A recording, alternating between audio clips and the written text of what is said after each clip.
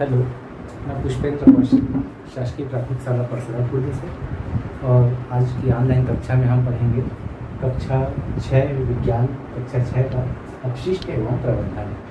चूँकि हम लोगों ने इससे पहले की कक्षा में स्वच्छता के बारे में पढ़ चुके हैं और अब बात आती है अपशिष्ट एवं प्रबंधन। अपशिष्ट का मतलब यहाँ पे दो शब्द हैं। अपशिष्ट क्या है पहले समझेंगे, उसके बाद उसका प्रबंधन कैसे करेंगे इस पर बात करेंगे।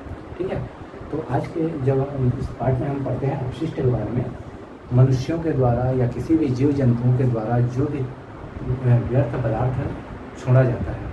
जैसे हम इससे पहले की कक्षा में पढ़ा है कि जो भोज्य पदार्थ हम लेते हैं उसके बाद जितना उपयोगी पदार्थ है शरीर उसको अवशोषित कर देता है, उसके बाद जो व्यर्थ पदार्थ बच जाता है उसको हम बाहर निकाल देते हैं मलमूत्र के रूप में। और इसके साथ साथ हम बाज़ार से कोई वस्तु लाते हैं, उसका उपयोग करते हैं, उसके बाद उसके ऊपर का कवर होता है या उसके डिब्बे होते हैं, उसको हम सड़कों के किनारे फेंक देते हैं या अपने घर से बाहर फेंक देते हैं। तो यही सब मिल करके एक सामान्य शब्द में कचरा कहलाता है और यही सब पदार्थ अपशिष्ट पदार्थ हो जाते हैं। जब हम सड़कों के किनारे देखते हैं तो हमको चारों ओर ऐसे ही पदार्थ नज़र आते हैं और यह पदार्थ हमारी प्रकृति के रूप में प्रकृति को गंदा भी करती है, प्रदूषित करती है और साथ में हमको देखने में भी ये अच्छा नहीं लगता है।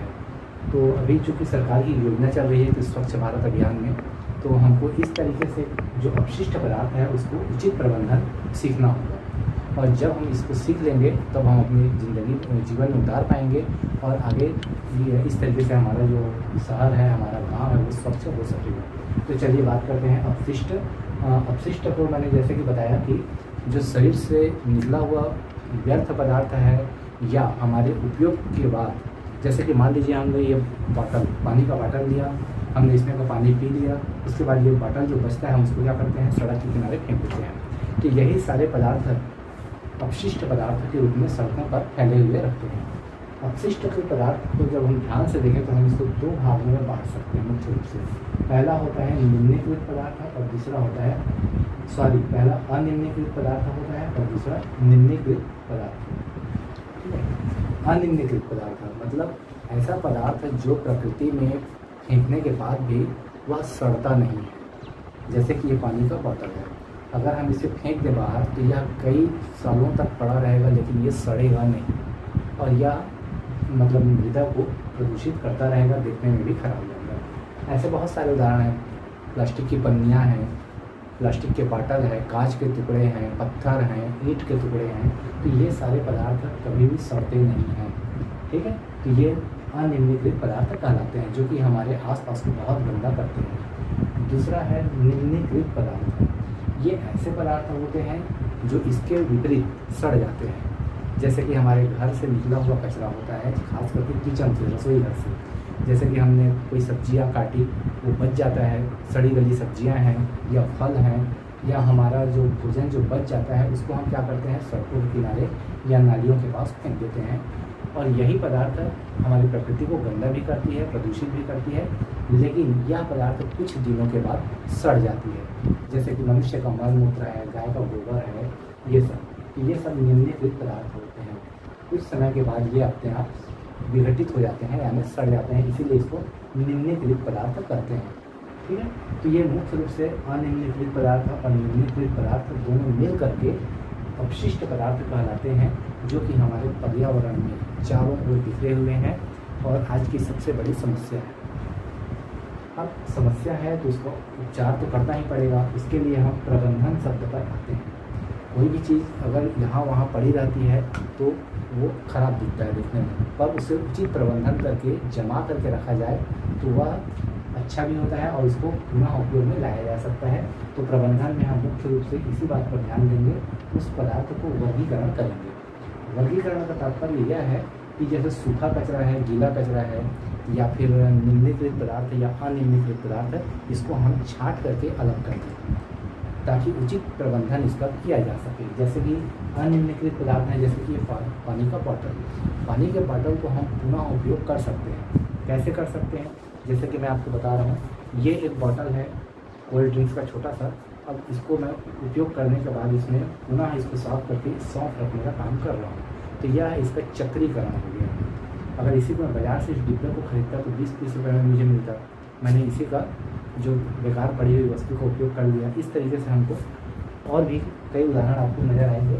जैसे ये कांच का बॉटल है, ये आपको नज़र आ रहा है, इसमें मैंने पेड़ लगा दिया है, तो यह घर में सुंदरता भी बढ़ा रहा है और बाहर कचरा फैलता उससे भी हम इससे बच गए। इस तरीके से कोल्ड ड्रिंक्स का बॉटल होता है, इसमें भी हम छोटे छोटे पेड़ लगा सकते हैं, चाहे तो पानी वाले पेड़ लगा दें या मिट्टी वाले पेड़ लगा दें और अपने घर की सुंदरता को इससे बढ़ा सकते हैं, सजा सकते हैं। तो यह तो हो गया पुनः प्रयोग करना, कबाड़ से जुगाड़। पर जो निम्नीकृत हैं, जो सड़ जाते हैं, उसको हम क्या करें? तो उसके लिए जैसे कि अभी पुनः सरकार की एक नई योजना चल रही है केंचुआ खाद या कंपोस्ट बनाने की। इसके लिए गांव से गोबर को खरीदा जा रहा है। शासन की बहुत अच्छी योजना है, 2 रुपये किलो में गोबर खरीदेगी, उसके बाद उसको खाद बना करके वापस किसानों को बेचेगी। तो ये योजना है और इसी को हम घर में करेंगे। यहाँ पे देखते हैं हम केंचुआ खाद, जो खास करके आज जो हमारा मुख्य विषय है केंचुआ खाद या वर्मी कंपोस्ट। वर्मी कंपोस्ट है, अंग्रेजी शब्द है, केंचुआ खाद हिंदी शब्द है। आप सभी जानते हैं, इससे पहले की कक्षा में पढ़ चुके हैं कि किसानों का सबसे अच्छा मित्र होता है केंचुआ। ठीक है, तो यही केंचुआ हमारे जो मिट्टी को सड़ा करके या अपघटित करके या उसमें जो अन्य गोबर है या पत्तियां हैं उसको सड़ा करके वर्मी कंपोस्ट में बदल देती हैं। और उसमें सबसे अच्छी बात होती है कि इसमें नाइट्रोजन, पोटेशियम, कैल्शियम और फास्फोरस प्रचुर मात्रा में पाया जाता है। चूँकि वह उन्हीं सब सड़ी गली पत्तियों से या भोज्य पदार्थों से बनी होती है जिसमें पहले से ही ये सब तत्व मौजूद होते हैं, तो विघटन के पश्चात वो पौधों को आसानी से उपलब्ध हो सकती है। ऐसे अगर केंचुआ खाद या वर्मी कंपोस्ट अगर हम डालें तो हमारा पौधा बहुत स्वस्थ रहेगा।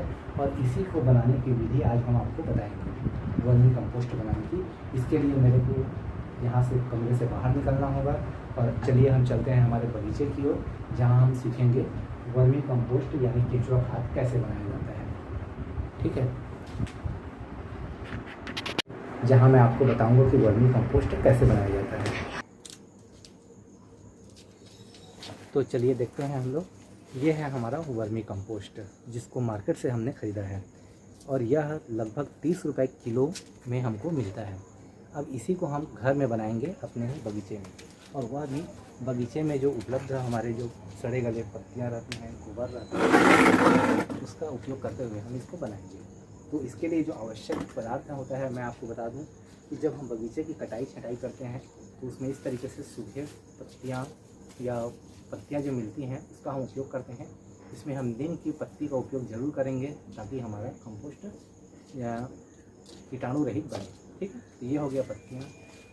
दूसरा, इसमें हम उपयोग करते हैं इस तरीके से गोबर गाय का गोबर होता है और यह बहुत ज़रूरी है वर्मी कंपोस्ट बनाने के लिए। तीसरा, इसमें होता है हमारे बगीचे की मिट्टी। ये बगीचे की मिट्टी हालांकि उपजाऊ तो होती ही है, लेकिन इसको हमको और प्रचुर मात्रा में कैल्शियम, फास्फोरस, नाइट्रोजन ये सब मिलाने के लिए वर्मी कंपोस्ट बनाते हैं इसमें। और उसके बाद जो सबसे ज़रूरी अंग होता है हमारा, ये हमारे घर के आसपास जो नालियाँ होती हैं उसमें हम इस मिट्टी को निकाल के लाते हैं। इसमें बहुत सारे केंचुए होते हैं, आपको इसके अंदर में दिखाई देगा, छोटे छोटे केंचुए हैं और इसी का उपयोग हम करेंगे वर्मी कंपोस्ट बनाने के लिए। यही वह केंचुआ है जो कि हमारे इस जो मिट्टियों को सड़ा करके या अपघटन करके कंपोस्ट के रूप में बदल देती है। ठीक है, तो आइए हम इसको एक छोटे रूप में बनाने का प्रयास करते हैं। आप चाहें तो इसको अपने घर में बड़े रूप में भी बना सकते हैं।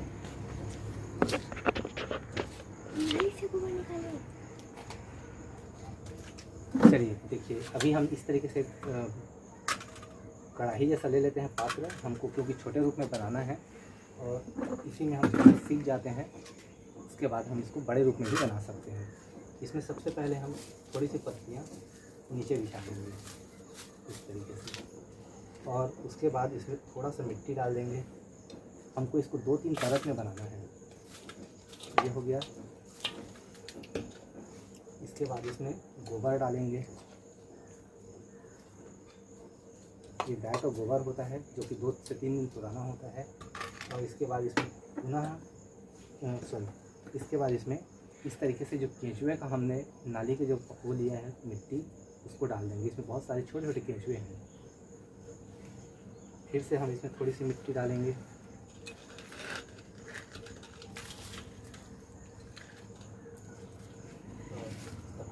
से परत बिछा देंगे और फिर से इसमें हम गोबर डाल देंगे।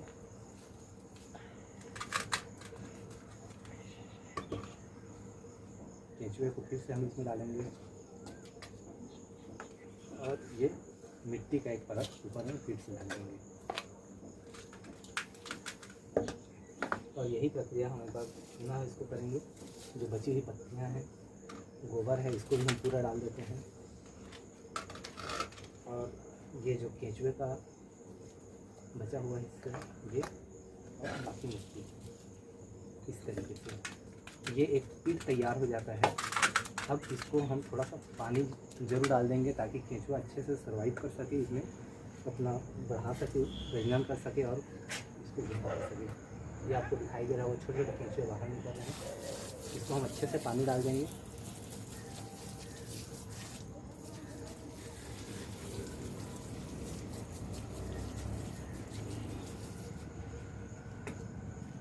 और एक काम करेंगे, क्योंकि केंचुए को सूर्य की रोशनी पसंद नहीं होती है, वो इससे दूर भागते हैं, इसलिए हम इस पूरे पिट को या खाद को इस तरीके से पॉलीथीन से अच्छे से ढक देंगे।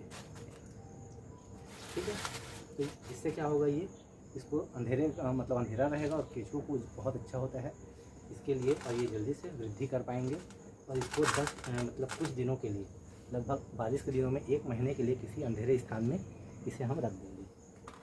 जब ये पूरी तरीके से सड़ जाएगा, केंचुआ वृद्धि करेगा और उस खाद को सड़ा करके, उस पत्तियों को खा करके, मिट्टी को खा करके वह अपने अपशिष्ट को उसमें मिलाते जाएगा, और यह बहुत पौष्टिक होता है पौधों के लिए। मैं आपको दिखाता हूँ कि जो वर्मी कंपोस्ट होता है वो किस तरीके से दिखाई देता है। ये देखिए, यह एक सड़ा हुआ मिट्टी ही है जिसको केंचुए के द्वारा तैयार किया गया है। यही वर्मी कंपोस्ट है जो कि बाज़ार में 50 रुपये से लेकर 600 रुपये किलो तक मिलता है हमको। इसे हम निःशुल्क अपने घर में थोड़ा सा मेहनत करके बना सकते हैं। ठीक है बच्चों, तो कैसा लगा आपको ये वीडियो? अगर इससे संबंधित कोई प्रश्न होगा तो आप बिल्कुल पूछ लेंगे फ़ोन करके।